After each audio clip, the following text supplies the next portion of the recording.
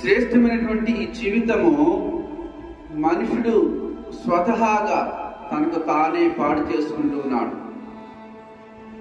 దేవుడు మనుషులను యథార్థవంతులుగా చేశాడు, కానీ మనిషే వివిధ తంత్రముల చేత త్రిప్పబడుతూ తను తాను మోసం చేసుకుంటూ ఉన్నాడు. ఈ విషయాన్ని మనము ప్రసంగి గ్రంథంలో చదువుకోవచ్చు. ఏంటిది? ఏది ఉత్తమమో, ఏది మంచి పని, ఏది చెడు పని తెలుసుకున్నటకు దేవుడు మనకు జ్ఞానేంద్రియాలను ఇచ్చాడు. ఈ జ్ఞానేంద్రియాల ద్వారా ప్రతి మనుషుడు కూడా చేస్తున్నటువంటి పని మంచిదా చెడ్డదా గ్రహించగలిగేటువంటి శక్తిని కలిగి ఉన్నాడు.